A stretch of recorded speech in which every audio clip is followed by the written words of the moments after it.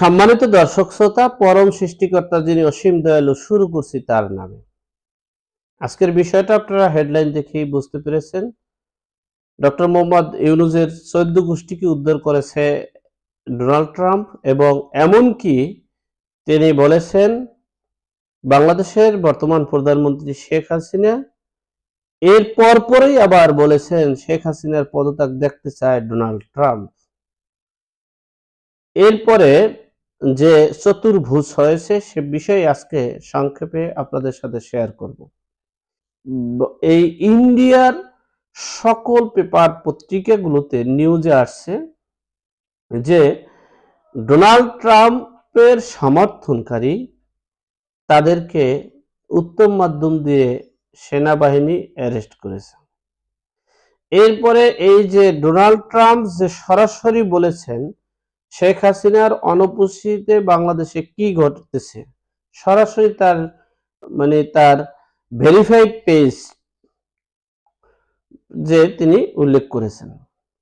এরপরে দেখেন, আমি বিশ্বস্ত সূত্রে জানতে পারলাম তার যে এই যে ডোনাল্ড ট্রাম্পের মন্তব্যের উপরে ডিপেন্ড করে বহির্বিশ্বের সকল রাষ্ট্রগুলোই বলতে শিখেছে।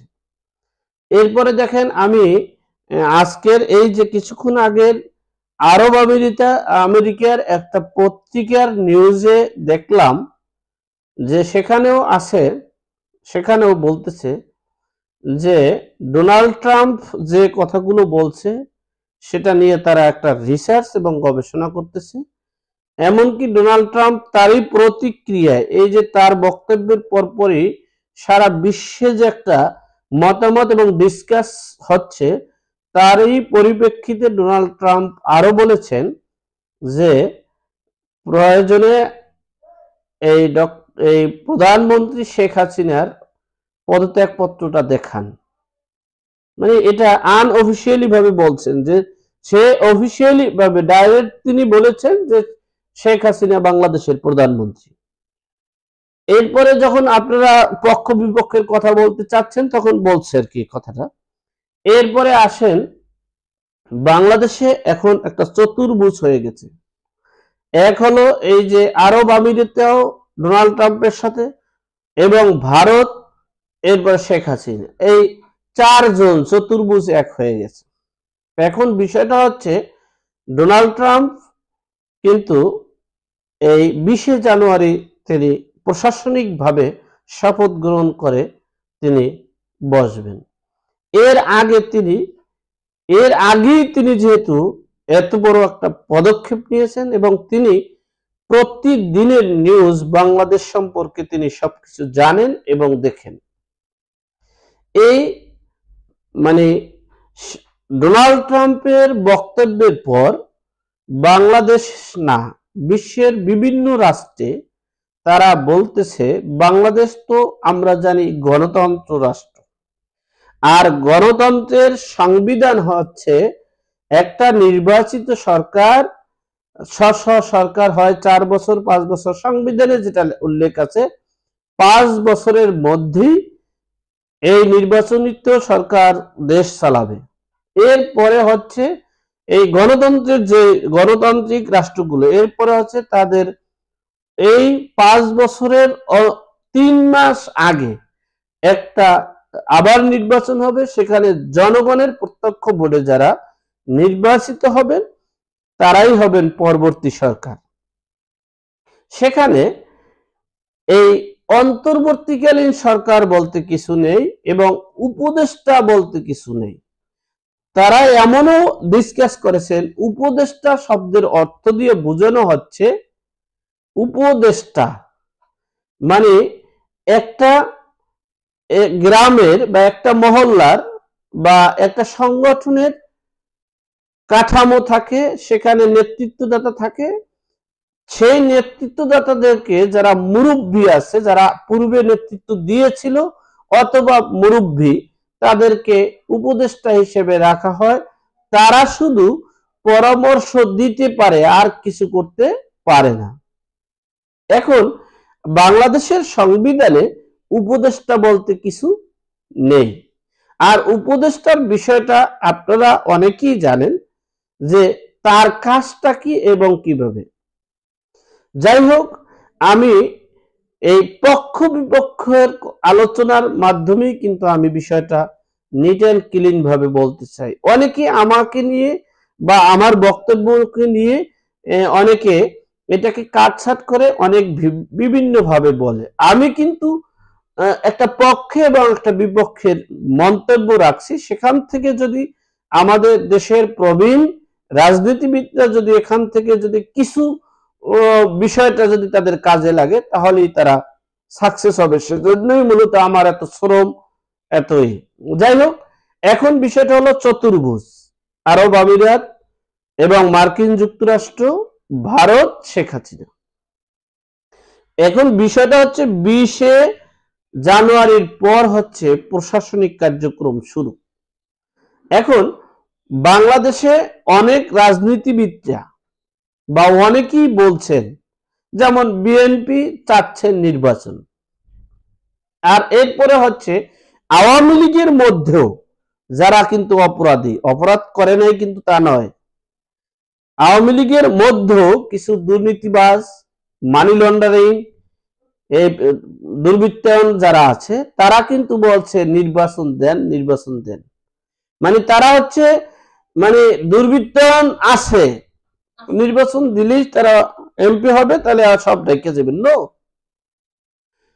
বিষয়টা নিট অ্যান্ড ক্লিন ভাবে আপনারা বোঝার চেষ্টা করেন। বিশ্বের সকল রাষ্ট্র এখন এটাকে ডোনাল্ড ট্রাম্পের কথাকে প্রাধান্য দিয়ে রিসার্চ করতেছে এবং সেখানে সবকিছু রিসার্চে চলে আসছে।